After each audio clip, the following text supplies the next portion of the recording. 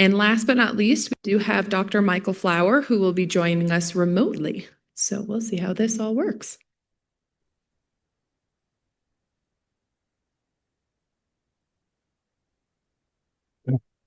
Hello, can you hear me? Hopefully. We hear you on Zoom? Excellent. I'm sorry I can't be there in person, but it's a pleasure to chat to you online.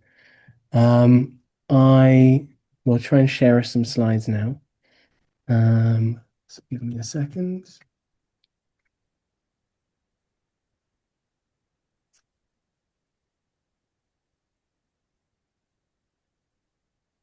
Okay, hopefully you can see that.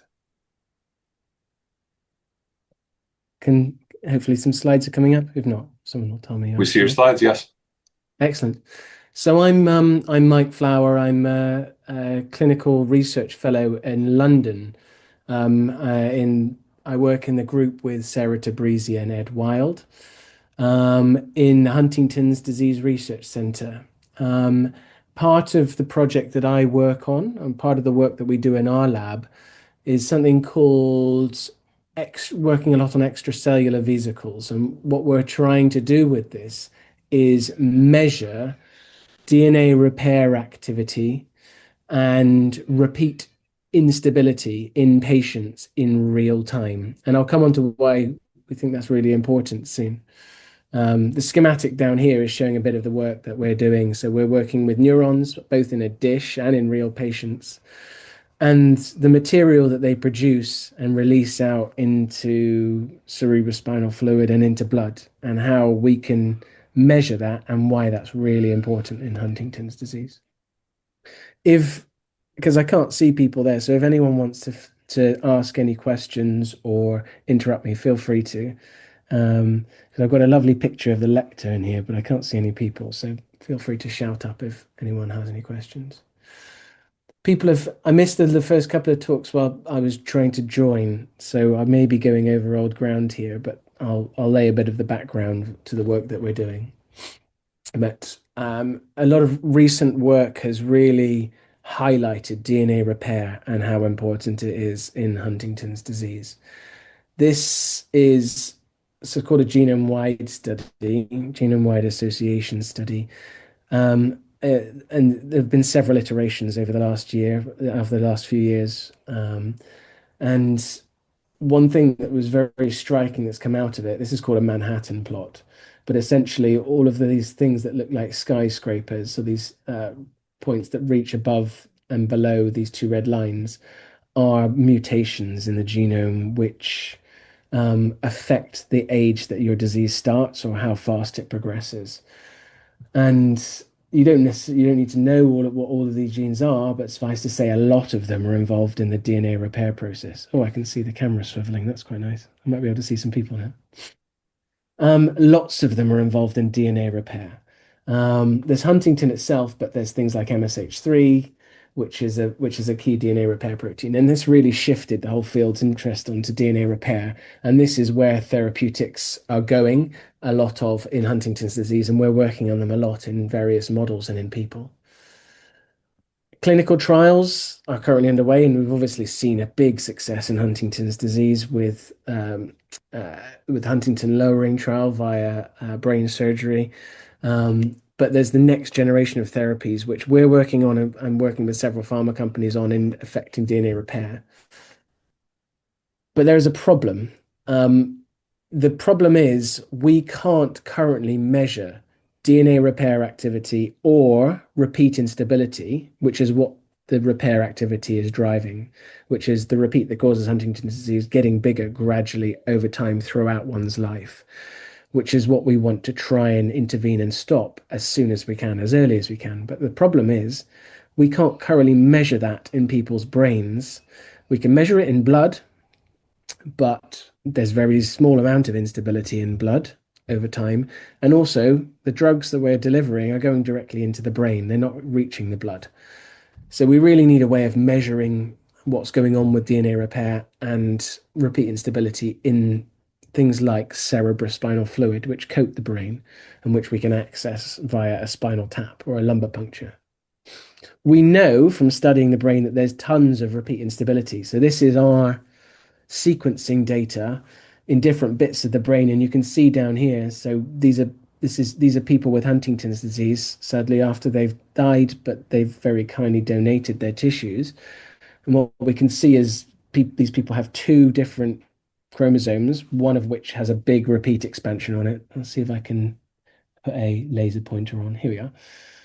So in their blood, you can see they've got, this is at the end, this is at end of life, and you can see there is a little bit of spread, but really in blood, there's not very much change over time. But when you compare that to someone's brain, particularly the striatum, you can see that there's a vast amount of repeat instability. The y-axis, this axis up here, is the length of the repeat that you measure, and there are hundreds of repeats. That this repeat has gotten bigger over time, but hardly any change in blood.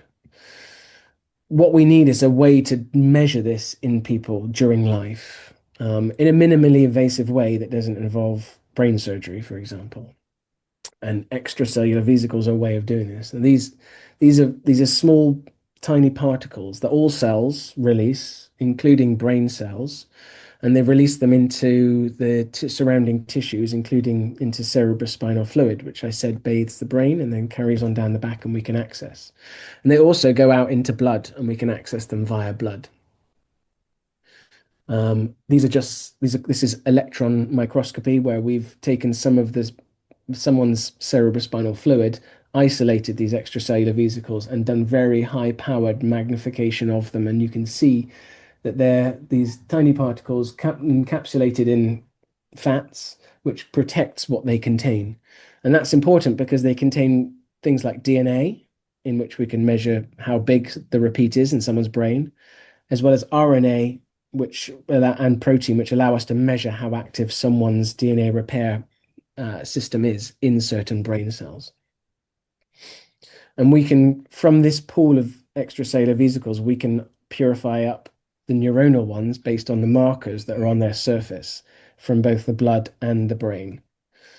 And we've shown that in these extracellular vesicles, even though we're dealing with tiny quantities of cerebrospinal fluid, it's quite easy to do when you take liters of cerebrospinal fluid, but realistically, in people who are either on a clinical trial or who we want to do diagnostic work on, we're dealing with just around 250 microliters, a tiny amount of CSF. And in that, there's probably only 1 nanogram of DNA, which is just a vanishingly small amount of DNA.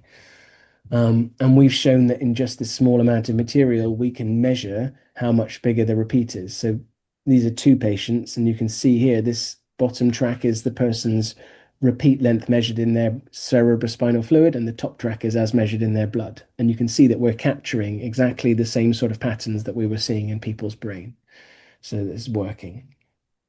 We can also measure the levels of the DNA repair proteins that we want to try and target. That's really useful because A, you can show that your DNA repair treatments, when you inject them into people's brains, are working. They are actually lowering the DNA repair things. But it also lets us work out which people have particularly high or low levels of these DNA repair genes, which might be protective or might be problematic. And in future, when we have a plethora of drugs available for people with Huntington's disease, these sorts of measures will allow us to individualize treatments potentially. You say you've got a particularly high level of activity of this gene, and therefore these sorts of treatments we might want to give to you. But again, the difficulty here has been measuring this in tiny quantities, and we've shown that we can measure these important transcripts, so this RNA and the protein, in tiny quantities, so just 250 or 500 microliters of cerebrospinal fluid, which hasn't been possible before.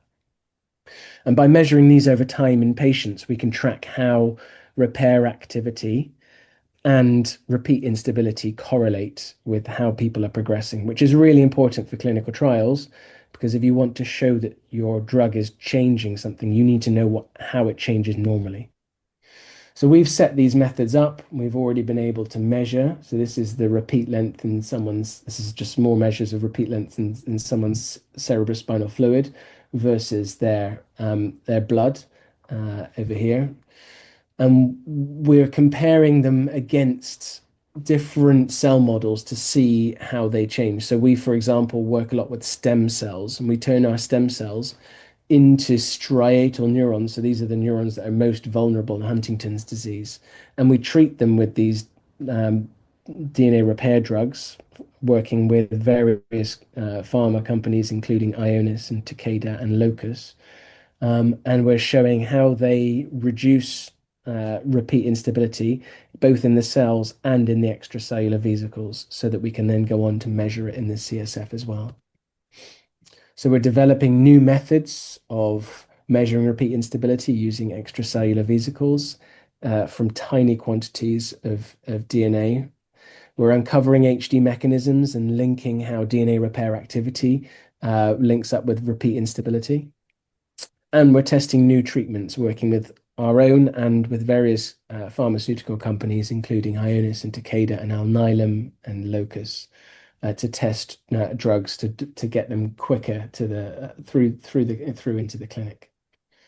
These are just some pretty pictures of the neurons that we culture. So what we do is we take stem cells from patients who kindly donate their cells, and we turn them over the course of a month into these neurons, which are the most vulnerable ones in a Huntington's disease.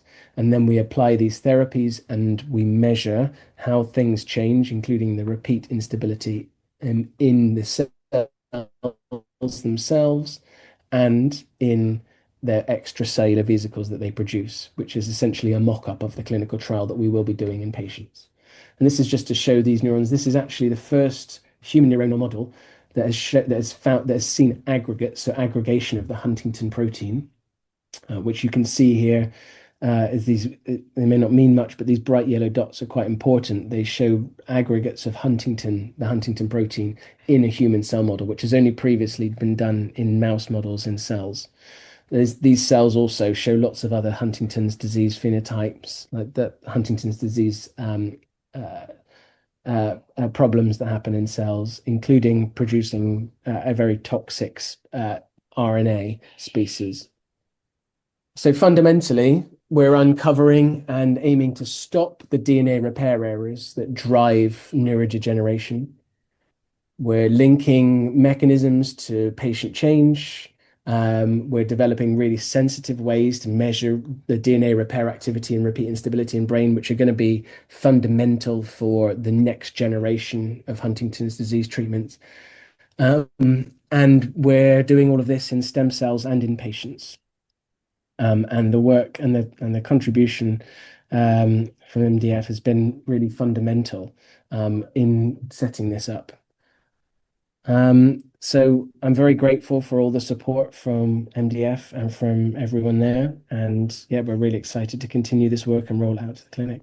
But if anyone has any questions, I think I can see a few people now. I'm going to try and pin it so I can actually make it bigger. But yeah, that's the end of this. But if anyone has any questions, please feel free to fire them off.